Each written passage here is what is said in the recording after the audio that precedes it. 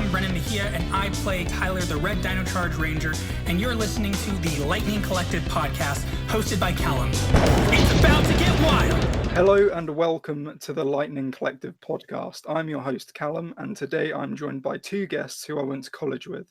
James isn't a Power Rangers fan, but he enjoys the Super Sentai, which of course Power Rangers is taken from. Say hello, James. Hello. And then there's Ethan. Apart from what we have watched together, he hasn't seen the show since he was about 7, so he's a complete noob. Say hello, Ethan. All right. Before we get on to today's topic, I'll just run through the Power Rangers news that's occurred over the past week or so. We have some news or leaks for the Lightning Collection. On the 13th of June, Amazon posted a listing for a Psycho Ranger team pack. Someone has speculated on Twitter that the weight suggests it's a 3-pack. It will mark the first time for the line if it's true. We have only been receiving 2 packs up until now, so that's exciting. We are currently missing yellow, black, and pink, but in the UK we still haven't received any listings for Psycho Green. Last week, Go-Go Power Rangers finished its 32-issue comic run. I'm sad to see it go, but at least Ryan Parrott got to finish it. It originally served as an almost prequel to the main comic, Mighty Morphin Power Rangers, but as the storylines progressed, it became sort of like an in-betweequel. Great comic though, and if you haven't checked it out, I highly recommend. Some more comic news. This week, Power Rangers Teenage Mutant Ninja Turtles ended its 5-issue comic run. So far, from what I've read, it's fantastic. I think it's grand. Hopefully we get a sequel, so if you're listening and you're interested in the series but haven't read it, pick up the trade when it becomes available. It's slated to release the 19th of August. If you're in the UK, due to the pandemic, we aren't getting the last issue until the 24th of June. So next week, along with Mighty Morphin issue 50. So that'll be a big week for us. And more comic news. Free Comic Book Day has moved the date of their event. Rather than running for one day, their event will now run for the summer. From July 15th to September 9th, they will be sending out 5 to 6 each week to comic shops. In the list on Free Comic Book Day's website, featuring over 45 books, Power Rangers The Road to Ranger Slayer is slated to be released on July 15th. And moving on from comic news, this week on Fantastic Duo Show, hosted by Alex Cardoza and Steve Cardenas, or you may know him as Rocky from Power Rangers, Austin St. John, the OG Red himself, has said that there have been discussions with himself and Hasbro. He didn't elaborate on what, but I smell Dino Fury. If I've missed anything, please tweet me at PRL Collective on Twitter or PM me at Lightning Collection on Instagram. But anyway, chaps, should we talk about this week's topic, which is the Dino team-up that aired this week here in the UK? Let's. Start with non-spoilers and then move on to spoilers. Let's talk about the arc as a whole rather than by episode. What did you think of it? I thought it was pretty good. In the category of Power Rangers team-ups that last for more than a single episode, which is a pretty small category, I suppose. There's not many, no. There's not a lot. They're generally one-offs, but that was interesting to do. And it probably, I mean, I'd much rather have that for these kind of crossovers than actually just have it be a single episode, because having 60 minutes instead of 20 is like a noticeable difference in quality. You know, in prep for these, we went back and we did, what did we do? We did Dimensions in Danger and the Not So Legendary Battle. the sort of the more recent ones. And the 20-minute time constraint is in no way a good thing for these stories, because they try and bring in as many old people as they can. Half of them don't even get any lines. They just stand there. And then they all lift their fists in celebration at the end of the 20 minutes. And it's really quite strange. Yeah. I think other than certain elements at the end of this episode or storyline, it all really worked. I quite enjoyed Dino Charge? Yeah. I quite enjoyed the interaction between the two teams. Yeah. I think the consensus as a whole is that people really appreciate that it was longer than one episode. Yeah. They still felt like it was rushed at the end. Yes. And that where they're the coming middle episode of the 3, probably you could have put that to better use. Yes. The way that it stands for me is the first episode is really surprisingly, when I put myself back in my 7-year-old shoes, the first episode is, if I saw that when I was 7 years old, I would have gone mental. Yeah. Watching it, I mean, we watched it together. We were all sat there silent for the majority of it, where usually we slate stuff and we're like, oh, what, why is that doing that, blah, blah. But I think that with that episode, it was just so well paced, and there was such a surprise in there as well, that it was just such a joy to watch. And then after that, I just feel like it was a bit of the it was just going downhill from there. It didn't keep that momentum and that sort of level of quality No. going. Like at the end of the first episode, it felt like, I think we all sort of came away from that. This is really good. Like they seem to have actually picked up on a lot of the mistakes that these things have basically always made. It's like the teams actually spend some time together, not just in a fight in a quarry at the end, and like you get some interaction. Surely that's like the point of getting these teams together, is like the characters from both series like have some interaction, and you get to see how they like bounce off each other, and then they have a big fight with all the cool toys. I'm talking about other stuff recently. My argument about what was it? We were debating, a few of us, about Guardians of the Galaxy 2, because I say the best part about movies and shows about teams is it's the interaction of the characters with each other. So I really enjoy when these people come together and bounce off of each other, and that's why that first episode worked the best out of them all, just because it's, oh hey, we somehow all know each other and we're all friends, let's do a thing. The best one for me was the first episode, because you're right, it is about the characters interacting. And the surprise for us was how early on thing kicked off. And then, sorry, yeah, this is non-spoilers, my bad. But we were all very surprised at the first episode. I feel like what James said, we were expecting that quality for the rest of it. And the second episode of the arc felt a bit like a pit stop. And when we went to watch the second episode of the arc, we were expecting the third.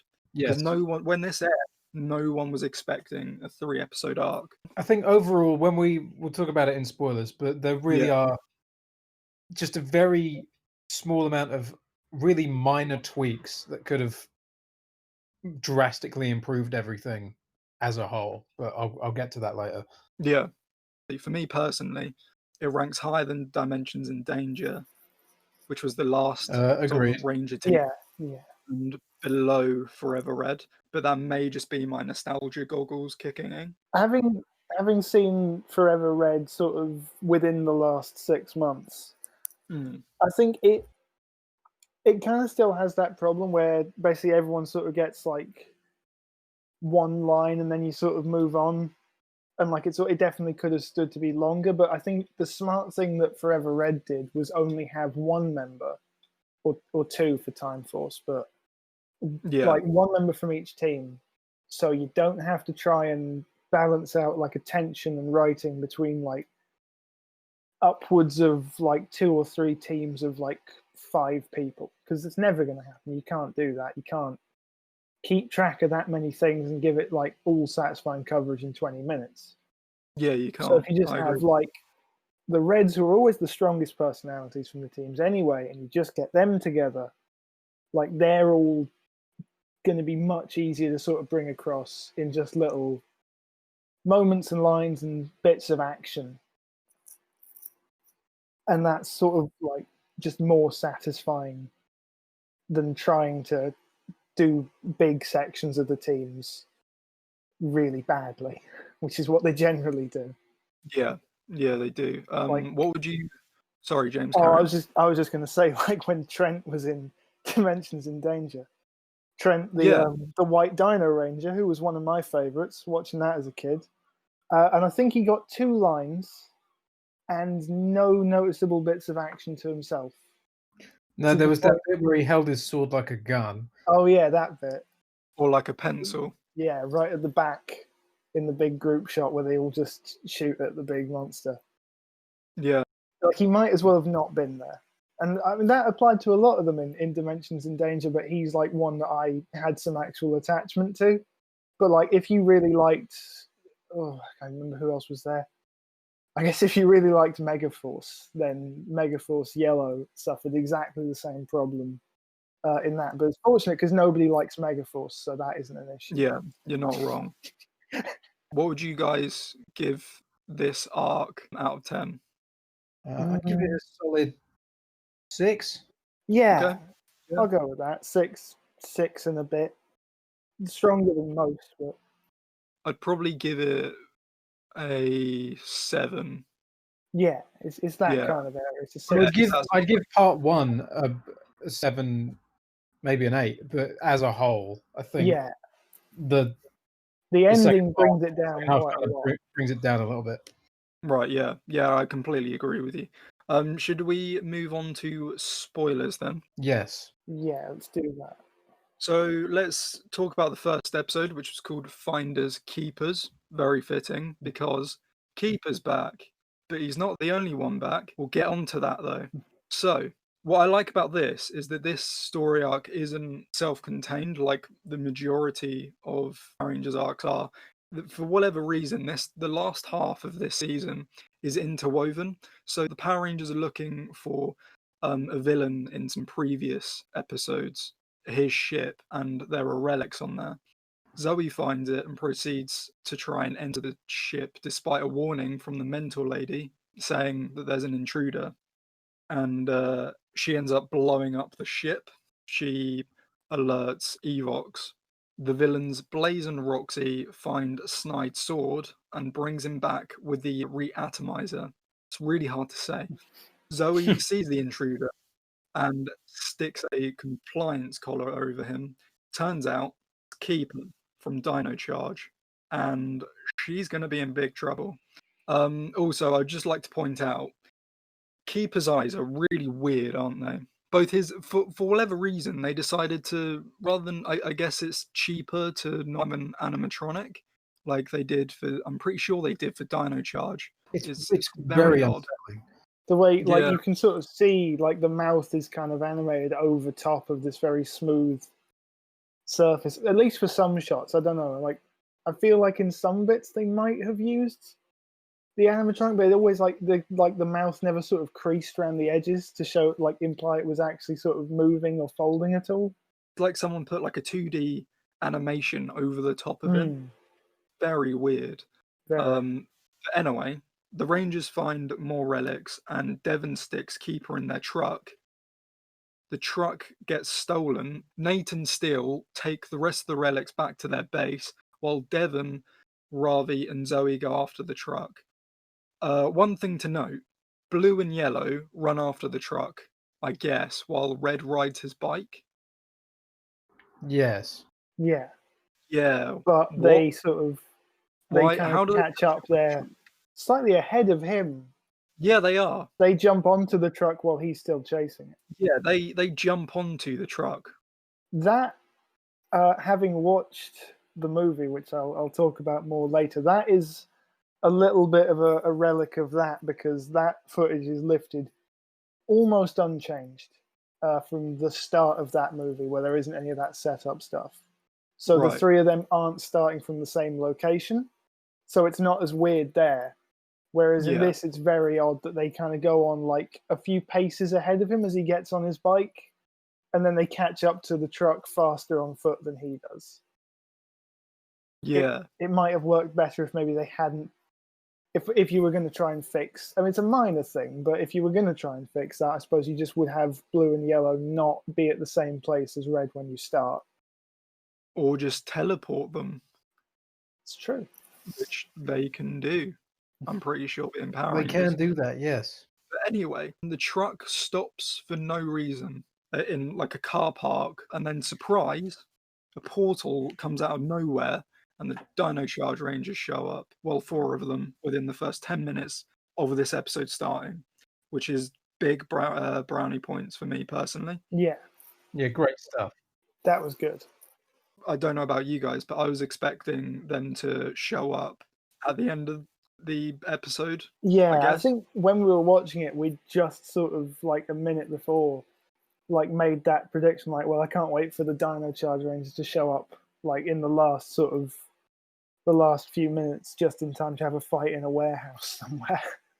What I love about the Dino Charge Rangers in this story arc, they do not care what is going on. They literally teleported, and within seconds, Tyler, the Red Dino Charge Ranger, says, "Where's Keeper?" He doesn't even introduce himself, and I love that. Yeah, they don't waste any time because if you're watching, you know who they are. You just got to get the plot going. It works. It Yeah, they don't. work well.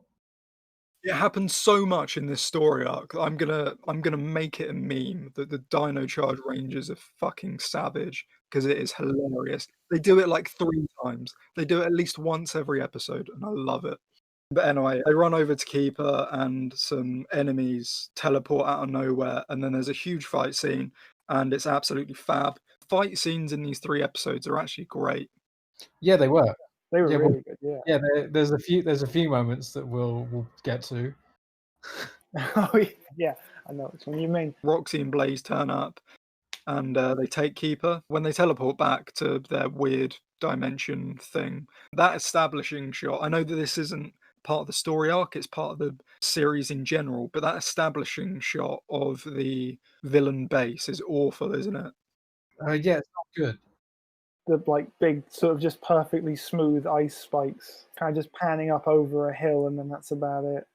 Yeah, it's weird. But anyway, Roxy says to Evox, he's as tame as a pussycat. Now, I don't know if anyone's owned a cat. Cats aren't really tame.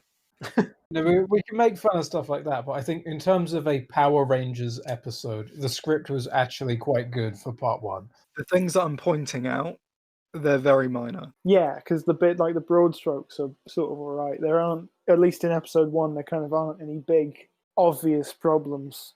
So Evox asks Keeper to tell him everything, and because Keeper's wearing the compliance collar, he tells Evox everything about the Dino Charge universe. Evox does a little Skype call with the Ranger base, as you do, or a little FaceTime, a little Zoom call, and he wants to trade Keeper for the relics.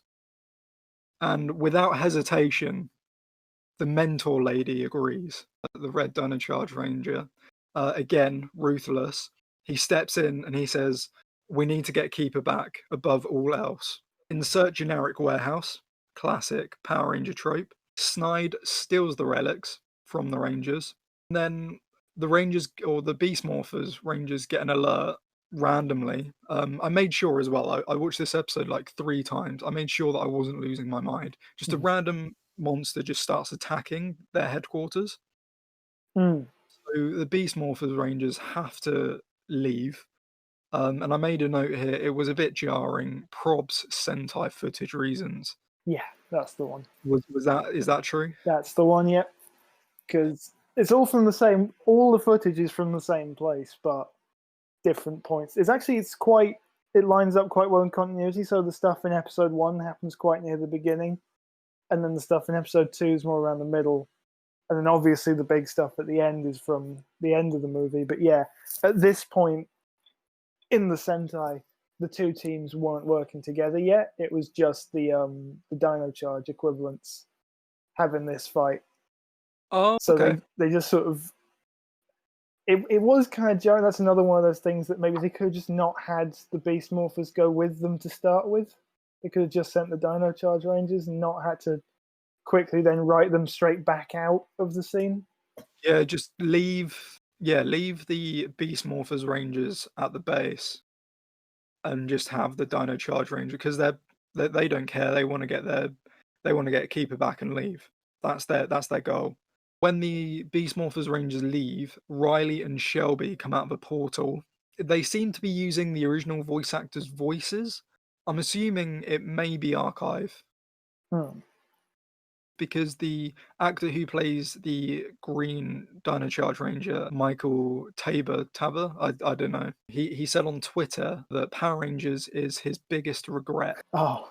Yeah, he said that. He said that he was drunk when he wrote that, and he immediately deleted it the day after. Apparently, Oh dear. That's you're not getting invited back. Yeah. it was either he didn't get invited back, or he just ignored the call. I'm assuming Pink Dino Charge. I think it's sort of the same thing. Maybe either she doesn't like Power Rangers, or I feel like she had more lines than Green, so maybe she was did, like, didn't she? Green said one throughout the I think like the Green whole hardly said anything. thing. She had like, I think in episode 3 she said some stuff as well. So like they maybe had her. She had They like had 3 her lines. uncle. Oh no, I And- think Riley's got like two lines, and they're all in the first episode. Yeah. But anyway, Dino Charge and Snide fight. We were all silent at this bit. Yeah. Absorbed by it. Yeah. We were watching a TV show for 7-year-olds. Well, I say 7-year-olds. Yeah. It's a broad age Well, range, About there.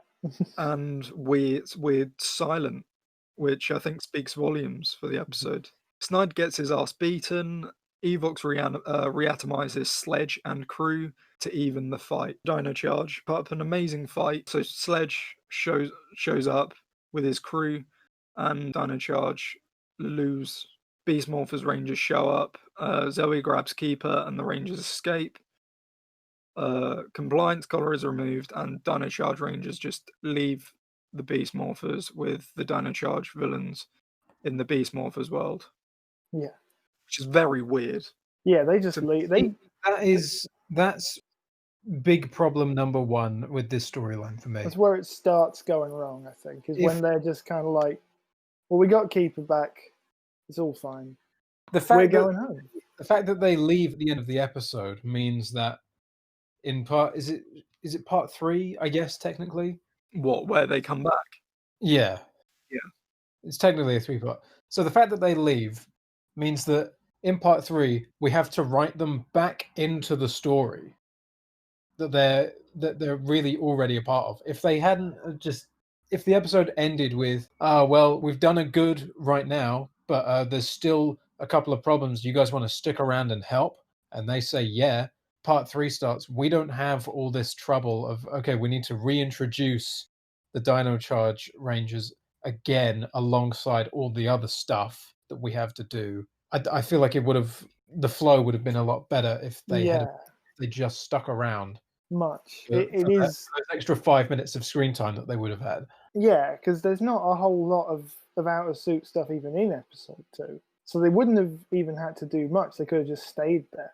And then episode 3 could sort of start much the same. Because they get reintroduced pretty quickly in episode 3 as well, I think. For the sake of this being an episode of TV, which it is, yeah, it would have made more sense for them to stick around for those extra 5 minutes, so we don't have to cram more into the script than somehow, despite having 3 episodes like that, absolutely, because they do end up like episode 3 does end up feeling kind of more like a normal crossover where they kind of squeeze just a bit too much. And like, obviously we'll get to it more, but like it does kind of come back to that sort of very classic like Dimensions in Danger feeling where we've got to get everyone in it within 20 minutes and like the intro sequence. Yeah.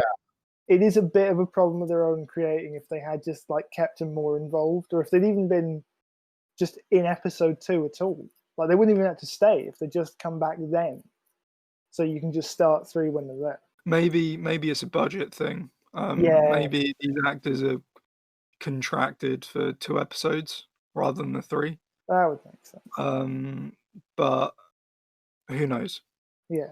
So we're on to episode 2 now, right? Because the Dino Charge Rangers which is called Breaking Bad, and this episode is basically Dino Thunder's Legacy of Power, but with random villains.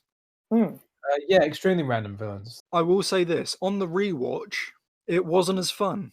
No. It dragged a bit, but the first time we watched it, we had a good time. Yeah, and it's a clip show in an episode of TV because we're watching the villains watching Power Rangers on a 4:3 screen because they couldn't re-aspect the old footage. So they just watch it on a smaller screen. Yeah. It's production number 22, which says to me that potentially they made these 2 episodes and then were like, we've introduced an element in episode 3, but we didn't actually introduce it. It just shows up. So I feel like they went back on themselves and got the Yeah. Beast Morphers and Rangers to do. I mean, they were a part of the plot, but it felt a bit tacked on. Whereas, Yeah, no, I think my problem with this as well is this whole crossover is heavily marketed as this is all the Dino teams crossover. Yeah, Yeah. that's all the promotional stuff I'd seen.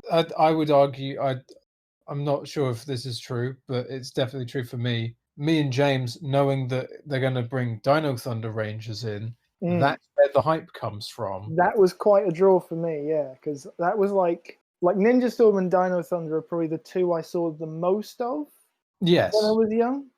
Like Yes, they were the yeah. ones I watched and like owned the toys from. Like I caught like the tail end of Wild Force was my introduction, and then it was more into Ninja Storm, and I was like quite invested for Dino Thunder because I already knew I liked it. And also, it's the best one. Is the other thing. Agreed. But then, so you have this. Oh, okay, this is the Dino team up storyline, kind of. We'll get there. You do this clip show of, what villain do we bring back? And we cover none of the Dino Thunder villain team. It's not even up for discussion. So they said, who else did they mention, Callum? Because I don't know who any they of these characters were. mentioned Astronomer. Yeah, the villain Astronomer, from In Space. Psycho Red. Yes. So 2 villains from In Space. Yeah. Like why? It doesn't make any sense. Zeltrax, he kicked some ass. He was good. They could have had him as an option, you know. There's a thing with that with the Sentai where we technically do get that. Okay. We'll get. Is Snide Zeltrax Yes. in Sentai? That suit. See, that's where is- Power Rangers shot themselves in the foot then. Yeah, Because they established Snide as a completely separate character, but you can clearly tell. Yeah. I did say, is that supposed to be, or is this guy related to him in any way? Because they have the same suit. Literally, Yeah. I guess I don't know why they did this, but that suit is from the movie, and only from the movie that all of this stuff is from. Right. So in choosing to adapt that, he had to be there, which is why Snide comes back. Right. The guy they do bring back, who we'll get to, because it's a whopper of a choice they go with, his suit and Snide's suit are from the same movie, and they're like the same idea. They're like That makes. I was literally about to say that. I was literally about to say Snide is basically what Golda Maximus is to Golda. I was about to say they look like they're from the same. They absolutely are, which was litter. quite a Let's call it surprise. litter. Yeah. Yeah, they're from the same litter. They've got the same like big red sort of 6 thing on their chest because they work for the same guy in that movie. I did not notice that. Like I noticed it on Golda, and then when I was watching the movie, I noticed that Snide's suit has it as well. I assume it still does here. It probably still does. The point I'm trying to say is the way it's all been marketed, you would expect there to be some kind of through line that links those specific teams that are part of this team up. But instead, we get clip shows like Zed. That's fine because of the Mighty Morphin team. Like that's all right. But the fact they're showing in space villains and other stuff, it doesn't really make sense to me why they're up for. I guess because we go, we know who they are, but Yeah. for people like us, if you showed Elsa or Mesagog, we'd be like, we know who they are. They're also a genuine threat. They were cool villains. They in the ones they do. It's what's his name? The wolf guy from Mystic Force. Oh, I was about to say that Korag. I missed him off the list, but Yeah, Korag is shown as Korag well. is the first one they show, and then they show Astronomer, and both of them are rejected from being brought back because they're discussing like who do we bring back, but also with like a power up. Yeah. Yes. By using gemstones. So there's like a B plot about them stealing diamonds. Yeah, Which is how so they the involve villain. the Beast Morphers Rangers. Yeah, so how the Beast Morphers work in this episode is that they're just sitting in their weird gym diner thing, and I've never understood that in Power Rangers. Why is it always a gym and a diner? It makes no. Anyway, Yeah. off topic. That's Yeah. another discussion. And then on the news, the news reporter's like, someone is stealing diamonds, but they're invisible, or are they? Are they? And then Zavi says, sorry, Zavi, that's a shop here in the UK. Ravi says, oh, it could be Evox. And all the other Rangers are like, nah, you're being daft, you're being paranoid. I mean, for some reason. at this point, villains, they're a daily thing in the Power Yeah. Rangers universe. He's not being daft. Any stupid thing that happens under weird circumstances is generally the villains that you're fighting at the time. Yeah. Them stealing diamonds isn't even that inexplicable. Like, villains No, have it's done not. so much weirder stuff. Usually they're leveling buildings and stuff. Yeah. Diamonds, minor really in It's comparison. worth noting as well that the robot guy that's stealing this, I believe his name is Thieftron, which just isn't trying that hard. Anyway, Yes. the Rangers leave to go to this jeweler's. Oh, lo and behold, It's diamond manufacturing. is They it? go to a jewel shop first. Yeah. They do too. So, yeah, they find out that it is a monster.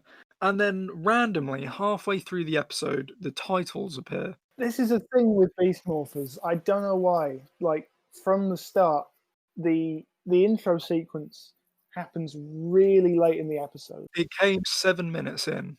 It's bizarre. It's just really, really weird choice. Throws you right off every time.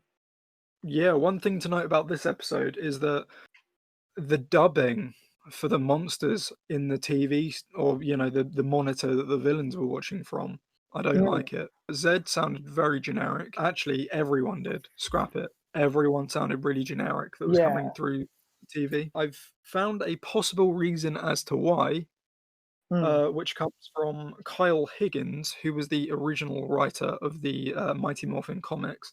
And he's also the director of the Shattered Grid advert. This is what he said. He suggests that maybe the original dialogue wasn't salvageable because the archived version of the show only contains 4 channels of audio, full stereo mix that accounts for 2 channels, a mono text, which is channel 3, a mono summation of music, which is channel 4, no dialogue isolation tracks. So trying to grab the dialogue would be an absolute nightmare. That does make a lot of sense. Because they do dub it over with like fresh music as well, which is a bit of a shame. Clips, because like they have a few clips, and rather than have the music stop and start, they just have a solid. That makes a lot more sense. Because I did wonder why they did it for the ones who aren't even in it. Like, I get why they did it with Goldar, because he's going to be there, so you got to have him voiced by somebody else. But so they basically just dubbed over all of them with whoever they could find, more or less. Yeah, because they're trying to steal these diamonds. They've already stolen some off screen. They say they've got enough to bring back one classic villain, Stronger. Yeah. And the whole rub of this episode is it's the Dino Charge villains and the Beast Morphers villains sort of stood around in their sort of quite boring looking cave crystally lair, having a discussion about who it should be. And they each take it in turn to pick one thing from the toy box of the artifacts that they stole at the end of the last episode and say, it should be this guy. And then we watch sort of 20 seconds of them being evil on the screen. And then somebody else goes, oh, it couldn't be them because of this. And then we see that demonstrated. So what's his name again? The guy from Mystic Force? I can't keep it in my head. Korag. Korag and Astronomer are the first 2 put forward. And then they get shot down immediately because it's like, yeah, but they both turned good at the end. So we can't use them. Then they point out Lord Zed, and they then show a clip of him blowing up King Mondo with a bomb in a present, which is a very goofy thing to show. And they use that as demonstration. For that, I just said, cool guys don't look at explosions. Yeah, they get in their little space bus and trundle off as he blows up in the background. It is just a bus, isn't it? Okay, right. Okay, I take back. Well, it is established now that all the Power Rangers have a truck. Yeah.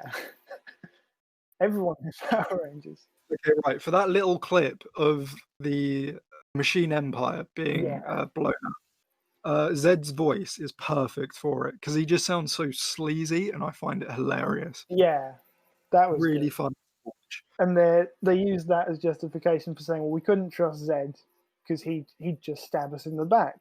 He'd blow us up. He'd blow us up with a bomb and a present, so it's fine. We can't use him. And the last one, I think it's the last one that they suggest, is Psycho Red, because they just have one of the Psycho Ranger chips from in space.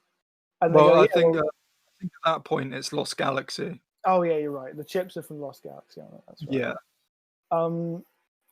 Like those little perspex green things. Like, why don't we use the Psycho Rangers? They were literally made to fight. It was only one Psycho Ranger. Oh yeah, you're right. Why don't we use Psycho Red? He was made to fight Power Rangers, and I thought when they introduced it, like I know enough about like the Psycho Ranger episodes to say he hasn't really got a reason not to use him.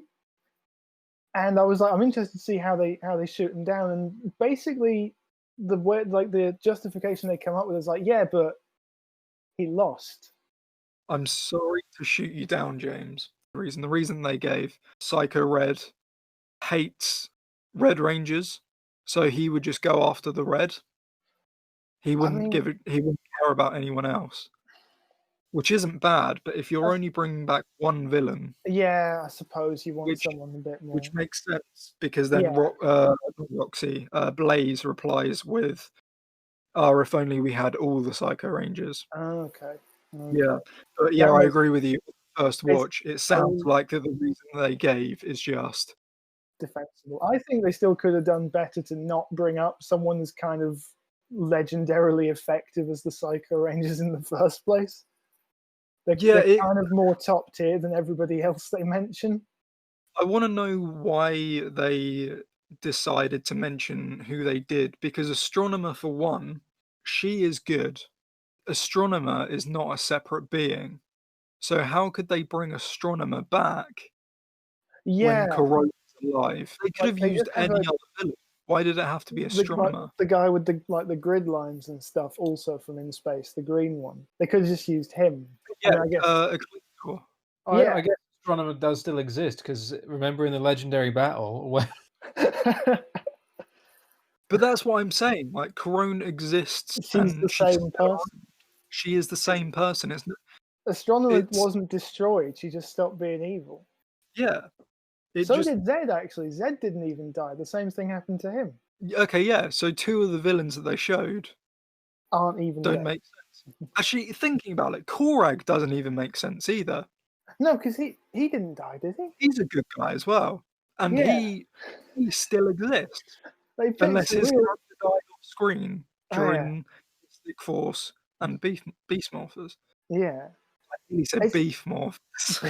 Beef Morphers. It's great as well, because like that's completely unforced error, because these clip shows like aren't using anything from the Sentai. They could have just picked anybody. And they managed to pick like 3 who don't meet the criteria of being dead. And 1 who like they kind of had to like really jostle an explanation out of as to why he wasn't the right one to pick. And if we're being pedantic, which we are, Psycho Red shouldn't even be there anyway, because this is a spoiler. I mean, it's been out for nearly a year now, so if you haven't read it and you want to, then I guess come back a bit later. Yeah. But in the Psychopath graphic novel, it shows the Psycho Rangers turning good. Oh. So that one doesn't even make sense either. And you could argue our comics are set in a different universe. But they're not. Yeah. I think Hasbro and Boom have both said, well, not Hasbro, I think Saban at the time, have both said they take place in the same continuity. Just imagine, just they're in the modern times rather than in the 90s.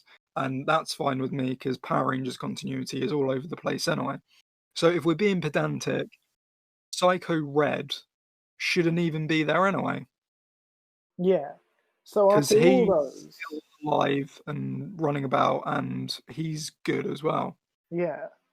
So after all those who aren't the right ones to even mention, we're spending a lot of time on this clip show episode. It's quite funny.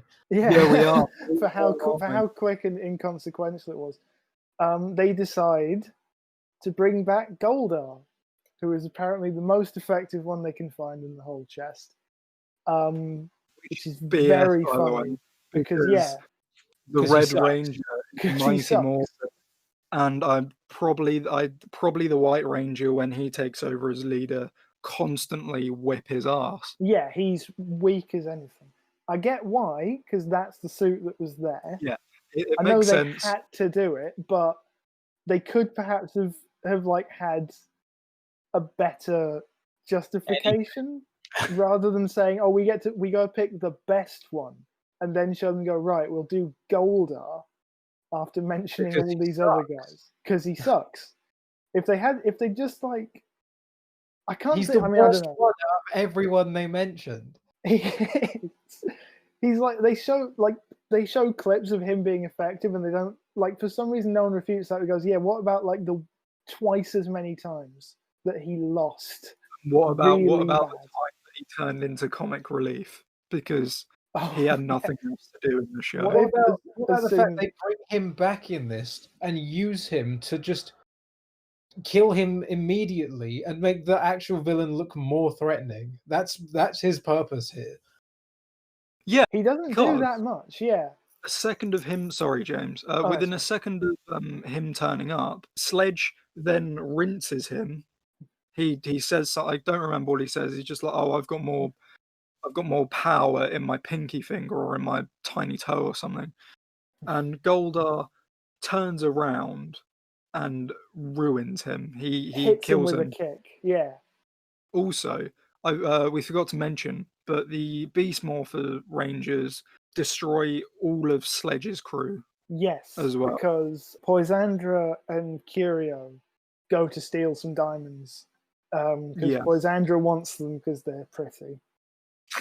Very good reason. So they sneak off to the last place that the Beast Morphers like, well, they might go here to steal some more diamonds. Fury and Wrench show up and like, well, what are you doing out here without telling Sledge about it? And then the Beast Morphers show up, and aside from one bit, because the Beast Morphers show up with their new power-ups on, that little like buckle on Oh yeah, bits. I don't know what they're called. Yeah. The Dino Charge villains do a big combo attack, like with like the Yeah, sort they of, do. Right, I've written it down. They use the big gun.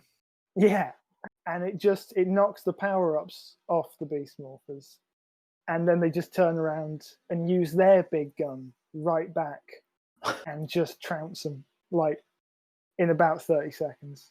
So they're all gone, and did basically nothing the whole time. Yeah, they Epic. don't really do much. Yeah, that's the end of the episode. So shall we get on to the meat and potatoes? Yeah, the Dino crossover. It's called Grid Connection.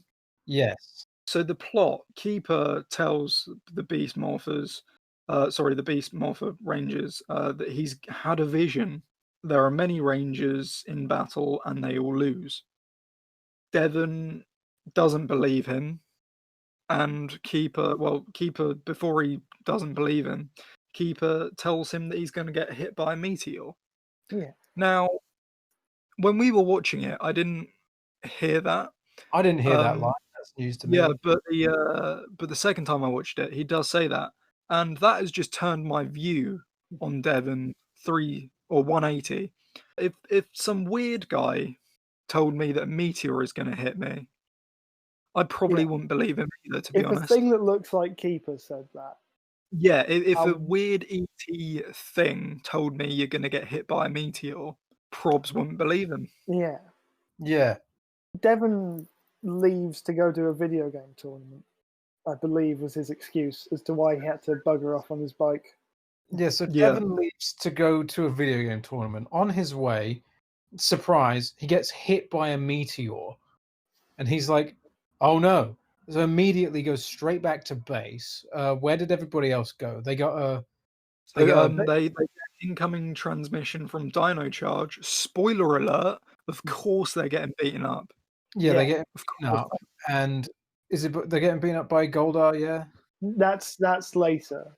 They don't know that yet. Not So they're getting Goldar. beaten up. Goldar Maximus. Yeah, Tyler calls them up and he's like, they're trying to steal our energems. We're getting beaten up. Ravi, Zoe, Steel, and That's it. Nate all morph, jump in a portal, try and help him out. They're getting ruined as well. Yeah, they'll get beat. They'll get beaten up. Yeah, the Yeah. Dino Charge Rangers, the ones that are unmorphed in the first episode, all of their Energems get taken away by Goldar what is it, Goldar Maximus? Yeah. that's the Yeah. one. So they get taken away by him. And the only two, of course, are Shelby and Riley, because they have to stay morphed. So of course they need to keep their Energems. Yeah, I've just had a look. Neither of them are credited. They're both uncredited roles. Oh, really? Yes. Oh, they So- are. You're right. I'm looking at that as well. That's weird. Devon comes back to base and he basically calls himself an idiot for not believing in Keeper. Devon Yep. uses the meteor to send a message through the morphing grid. The meteor crumbles and turns into a Tyrannosaurus power coin. I really like. I put a note here. I really like the soundtrack for that part. Mm. It was, considering the Power Rangers soundtrack is usually just dun dun dun dun dun dun over and over and over again. It was quite well scored. It added a lot of gravity to the situation. I felt. Yeah. And so Jason comes out of a portal. Looking very lardy. I mean, Unfortunately. it's been 25 years. Wishing no disrespect to Austin St. John, I think a big part of the reason he doesn't look very great in this is he clearly is not that interested. I think let's quickly go through the plot and then we'll talk about what we did and didn't right. like. Yes. Yeah. So he says they need dino power because Sentai. Yeah. So Jason's like, let me help, bro. So they go to Dino Charge Land and immediately rescue everybody. And then everyone is back on their feet again. Yeah. They don't really rescue them, they just sort of... They were all off in the Power Rangers forest anyway. Yeah. Hanging out there. So they go and find everyone in the Power Rangers forest and immediately walk out of the forest into the Power Rangers desert. Yeah. Where Goldar's there and he says something evil and he's like, oh, I have an army or something.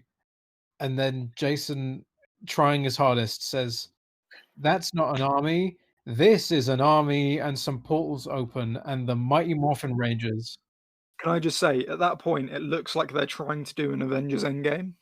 Yeah. It does. Anyway, yeah, Ethan, carry on. Yeah. So two portals open with no explanation, and out of one, the Mighty Morphin Rangers show up, and out of the other, the main three Dino Thunder Rangers show up with just nothing, and then Jason morphs, and then they all fight. That's it. That's what winds me up. Oh, we'll get to the end of the plot. Fuck's sake. It's so hard because like, it's really difficult, isn't it? It's worth pointing out at this point that the villain team numbers Roxy and Blaze and Evox and Snide and Goldar Maximus. It's just those five. And they show up.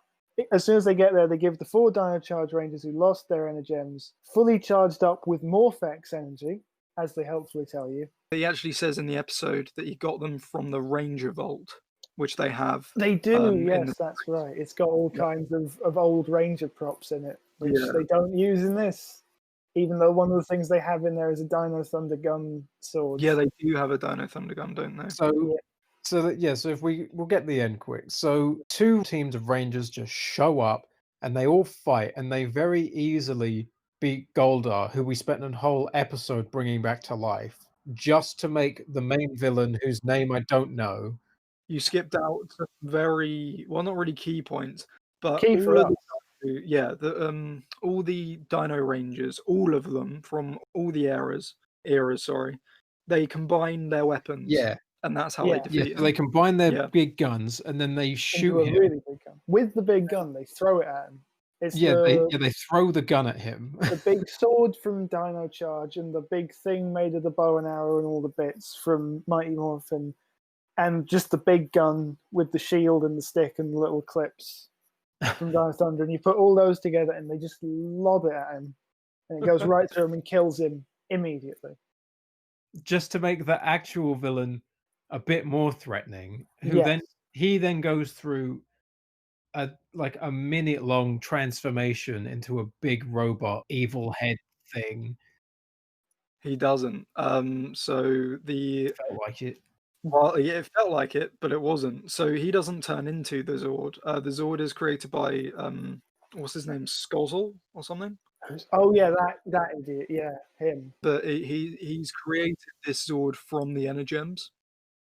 Yeah, the 4 Energems they stole, which are the black one, the gold one, the red one, and the blue one. And he sticks them in a geode, and he sticks that in the ground, and it makes a big dinosaur monster Zord. With Yeah, and at 6 that heads. time, Goldar is defeated. Of course, that Zord is now ready to use. Of course. So Ethan, carry on with the story. Then all the Rangers get their Zords out, and they fight, and they win. And then at the end, all the ex-Rangers look at the new Rangers and are like, by the way, you're pretty cool. And then they all leave, and that's the end. Right. What did we do and not like in this story? Because I have so much to say.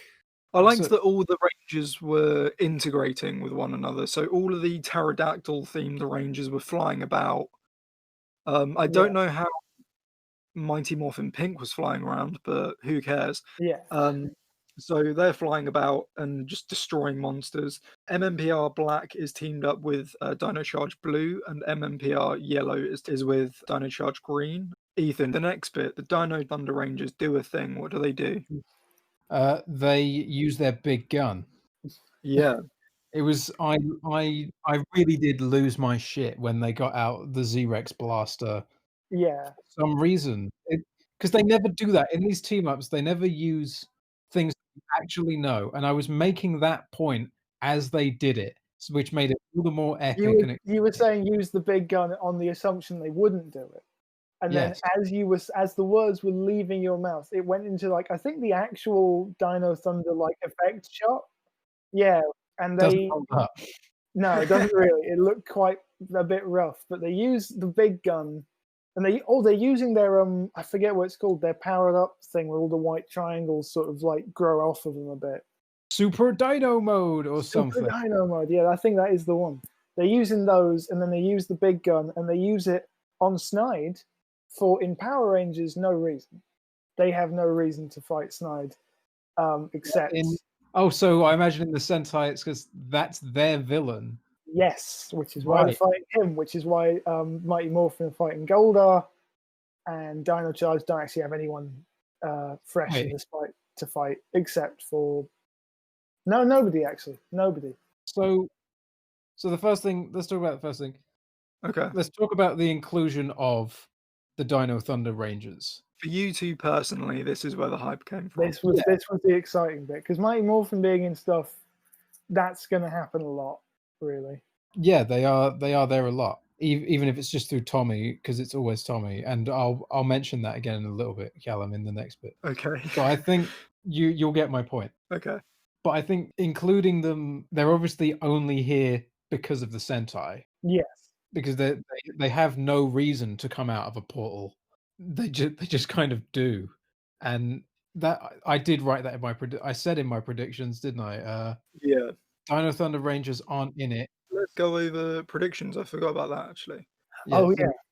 So let's do predictions for each thing we talk about. So I said for this, the Dino Thunder Rangers aren't in it. It's just their suits, and it won't be explained. And I was completely right. Bang on, yeah.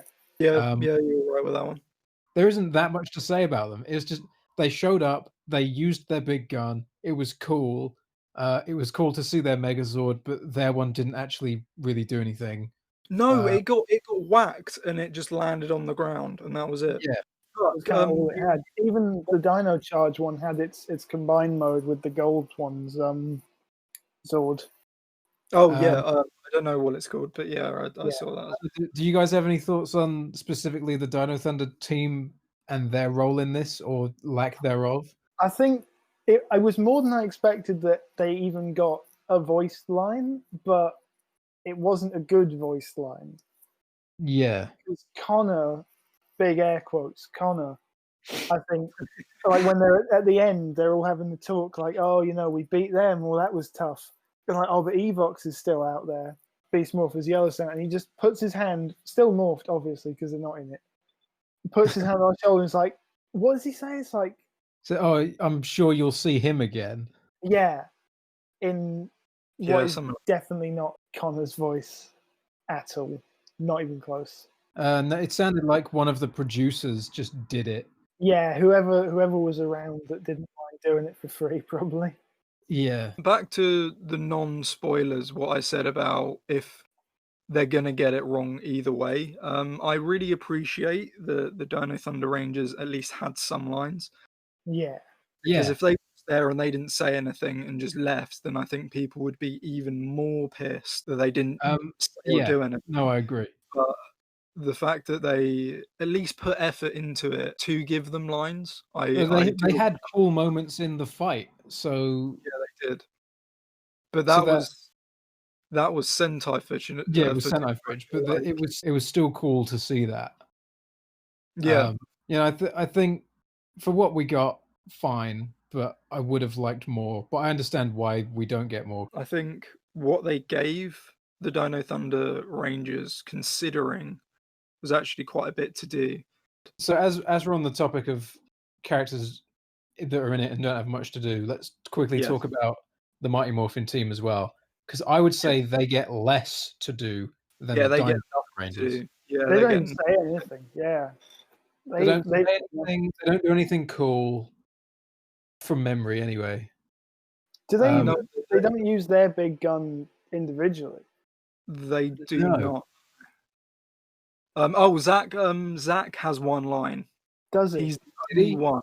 Yeah, I think it's called like strength attack or something that you used with Coda, the blue Dino Charge Ranger. Right. He only gets one line. Right. Apart from that though, they get nothing. Right. I was very surprised that they did less than the Dino Thunder team. But you know what? I'm not angry about that. Neither am I. That was No. great. But Yeah. it's still, why? What was the point? I don't know. Do you have any sort of thoughts on that other than It's They weren't in it enough for me to have a thought on them. yeah. Exactly. They show up.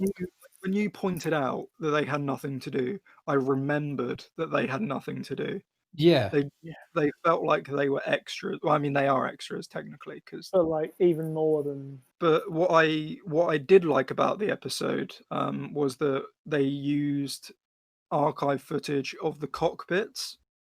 Yes. yes, that was a very I that really did enjoy that.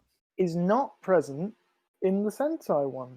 Is That it was not? very surprising to me. No, the Dino Charge guys have theirs, but Mighty Morphin and Dino Thunder just kind of stood in a white void. Points up to Power Rangers because they did one better. So let's talk about Jason then. Yeah, he was. That's probably why none of them had anything to do. Is because they had their man in it. I'm gonna let Callum. Callum, you should go first on this because this is why you've been hyped for like a year. Yeah, it didn't make sense. Really didn't. So the meteor turns out to, I don't know if I've mentioned this, but the meteor turns out to be the power coin. Which was in space for some reason. Yeah, for some reason. But in Forever Red, Jason has his power coin. Yes. So in the space of 18 years, what happens to it? Kids will not care, and that's fine. It's true. Yeah, this is a show for children. It's Yeah. fine. Has Forever Red ever been mentioned since it happened? Don't What in think so. universe? Like the events of it. Yeah. Maybe in Legacy of Power. Oh yeah, maybe. But apart from that, I don't think so. But on the plus side, it gives Boom Comics a lot of material It's true. because they can fill in that 18-year gap in like an Exactly. original. Now or we can something. explain that. Oh, we didn't talk about the best line. Because we were. Which Cause one? we were I've got a few listed here. That okay, the one that I'm thinking of is when, like, Devon steps out of the beam of Morphex energy, and he's got the coin, and the portal opens up, and Jason steps out. Oh, he's like, "We need you." He's like, "You're Jason. You're the original Red Ranger." He's like, "We need your help. We're fighting Goldar Maximus." And Jason sort of takes the power coin, he looks and he goes, Goldar Maximus? Is he related to the Goldar that I once fought? And Yes. it's just incredible because it's such a shit line anyway, and it's delivered so poorly. See, yeah, I'll bring this back. I think I have to say, bless the guy. It wasn't very good. No. But I think there's a ton of reasons that aren't necessarily all his fault as to why that is. One of absolutely. the script is bad. Yes. If nothing else. They give him so Callum, you're famously not particularly fond of everyone's favorite ranger, Tommy. Yeah. You're correct in saying that. However, I would argue that despite Tommy's line in Legendary Battle being the simplest thing of all, which is just, hey guys, when he shows up, it's better than a lot of the dialogue they give to Jason in this, because a lot of the lines they give him, I feel like they've given him just because, oh my god, we actually convinced him to come back. We've got to give him all these big hero lines like, this is an army, and it's just bad, and it comes off really poorly. And he hasn't done this since Forever Red when he was young and still cool, and I think he's really lost the mojo with it. I think I agree with you for the most part, but rewatching it, I gotta say though that he's still got his mojo when he shouts Tyrannosaurus. Absolutely, that was great, but everything else he says was kind of like, they kind of overwrote it a bit. Like there was I think dialogue. Like it was too wordy, way too long. It didn't need to be that because he's Jason, you know. He's the sort of action leader kind of guy. He's not. He doesn't talk like that. Goldar Maximus, could that be related to the Goldar I once fought? He doesn't talk like that. No. Why is he talking like that? So out of character for him. It's really strange. There is one line of his that stands out to me. Oh yeah. And I found it hilarious on the rewatch, which was, and I thought Serpentera was bad, but that Zord has 6 heads. I didn't realize he mentioned Serpentera. Did he? I didn't hear that. I caught the 6 heads bit, and that was funny by itself. That line. I do feel quite bad for him because he's just given. They spent all these years trying to get him to come back, and he finally said yes, kind of as a favor. And it's not really. Yeah, because the Chip Lin, who has been with the franchise since the beginning, is taking a back seat from next year. But I did look up on Twitter, Simon Bennett, who I think directed a few of these episodes, stated on Twitter that him and Chip Lin are working closely on the next series. So I think he's taking more of a back seat. But yeah, I mean, he did it at the end of the day, he did it as a favor. He didn't need to come back. I appreciate that he did come back. The most of respect. What I'm saying is it isn't very good, but that's not necessarily his fault because he's been out of the game for 15 years, and then you bring him back in and you give him all of this badly written, wordy, like general kind of dialogue to have all these young Rangers be like, "Oh my god, look at him!" And it's like, what are you saying? Where's this character? At the end, Jason, of course, gives the speech of, there will always be Rangers. You guys are doing great, which was one of the predictions. Yeah. It was indeed. Whoever's the sort of most veteran one there. Yes. They sort of put their hand on the shoulder of the new guys and like, you're doing great. You're pretty cool. Yeah. Good job. And then they leave right after. Yeah. And then Devon, which I noticed with Dimensions in Danger as well, the Red Ranger of that season always has the last line. Both Brody, from Ninja Steel, and Devon both said something along with the lines of, "This adventure has been great. I'm never gonna forget it." And then the episode ends. They did both say like very, very similar things. This is better than any video game. Yeah. Yeah, that's what he said. The thing is, the crossover started so well with the first episode, Finders Keepers. That episode for me was 10 out of 10. It was great. That was what you always want when they're like, yeah, we're doing a crossover. Yeah, and then the second episode felt a bit like filler, but they had to explain why Goldar Maximus is a thing, so I get it. For me, that's probably like a 7 out of 10. And then the final episode, Grid Connection, I'm gonna say like a 7. It's Okay, right Well- on what we would expect, I think, from what would you say, James? For probably also a 5. Like, not a bad one of these, not as bad as like the Legendary Battle, but it is just like a Power Rangers crossover.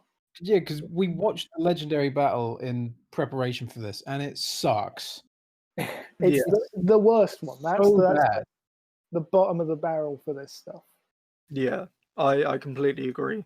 The consensus seems to be that Dimensions in Danger is better. Would you agree with that, or would you disagree?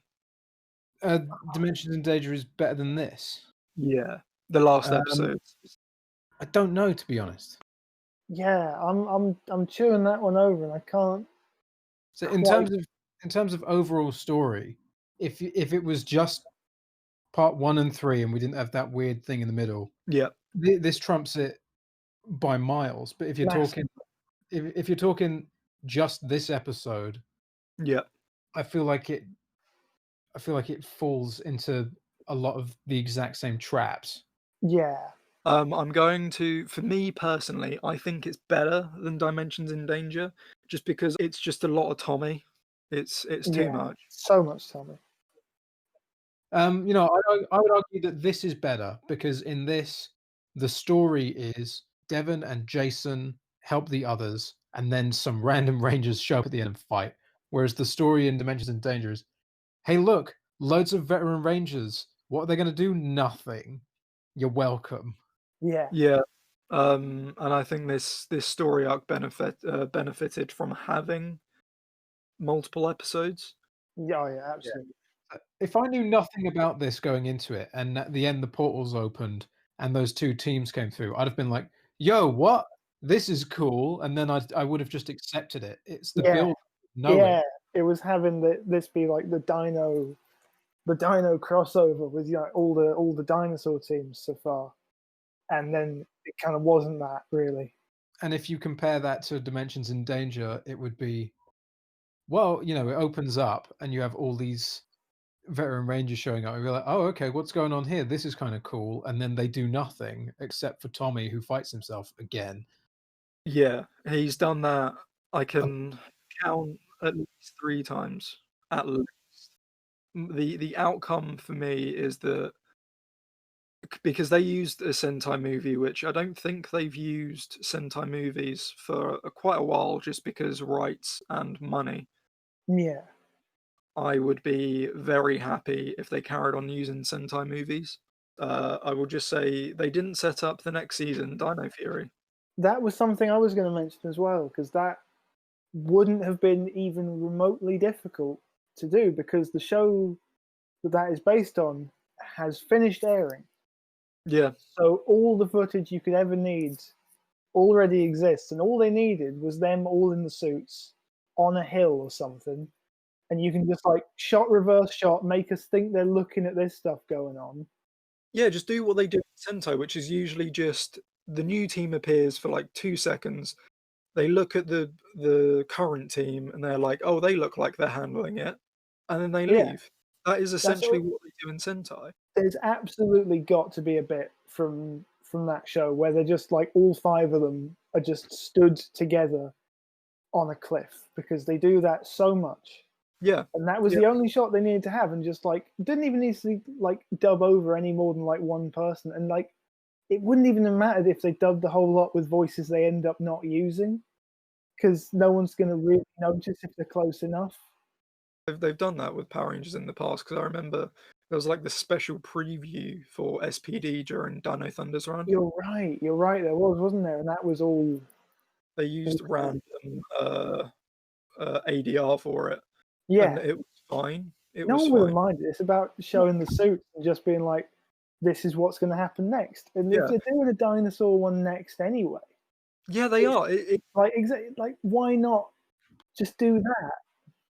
And that would have been like icing on the cake, you know. Like, there's all the dinosaur ranges are all in one thing now, technically. That would have been a moment that would have definitely bumped up everyone's reactions. Yeah, for sure. Have you guys got anything more to say before I move on to the Twitter responses?